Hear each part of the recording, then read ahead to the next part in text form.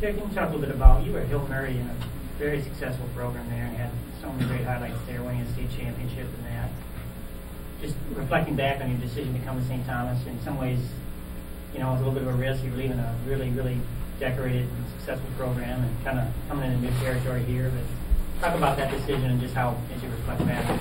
Well, I think it got to a point where, you know, we had been to the state tournament a number of times. I had been there like 11 times, and it was like I needed a new challenge. And when this job opened up, and the thing about it is that very few college jobs open up.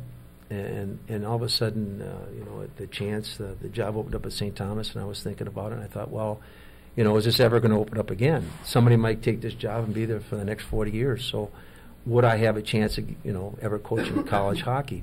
You know, maybe, maybe not, I don't know. So when I did decide to leave, it was like I thought, well, it'd be a great challenge for me, and I wanted the challenge. I had done this at the high school level, and I wanted to see if I could coach at the college level. And things worked out. I think it's that again. It's been a labor of love. It's been fun, and I think everybody looks for new challenges. I know that was my first. I was real apprehensive when I first got it, and one of the first things I did is I hired Duke because he was part of it, and that helped. You know, just to maintain a balance and have some continuity in the program when I first got the job. So, but. Yeah, you know, leaving Hill Murray was hard, obviously, because I had a lot of friends, but then again, I looked at the ability of my 4 kids to go to school here too, and that was that influenced me too. And I'm proud to say that all 4 of my kids graduated from St. Thomas. Terry, one of the biggest changes from the time you took the job was 2/3 of your career was out at the Coliseum. How's it changed the last 8 years to be at the St. Thomas rink? Well, you know, people don't realize this, but we used to play at the Coliseum. A lot of people don't even remember that place. My wife does, and some of the players do. It was great at the time, but it was just not a good venue for college hockey. And it was just too big, and it didn't have the atmosphere that you want in a college game. And you know, it was a tough place to recruit to. You know, you bring a guy out to a game, and there'd be maybe 200, 300 people in there, and it was just like it was dead. There was no atmosphere at all in the rink. So making the change to the new rink was huge. I can remember in the past, for example, they take the ice out of the rink early.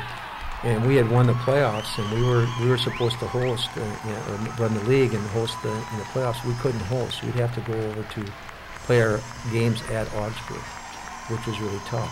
You know, we lose home ice advantage then, and so that was tough. But at the new facility now, it's been just a dream come true. The rink is a beautiful rink. It's a great venue for college hockey. You know, you get 600 or 700, 800 people in that building. It's a fantastic atmosphere. And I have one vivid memory. I remember back a few years ago when we played St. John's there in a playoff.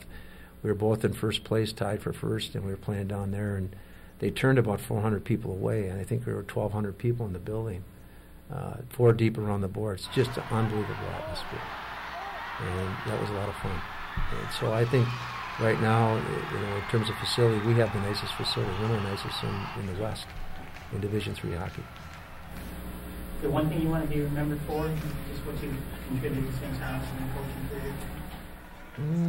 I don't know if there's anything I want to be remembered for. I just, I don't know. I guess the only thing that matters is that I had the respect of the players, and the players performed at a high level and gave their best and played with their heart when they played for St. Thomas.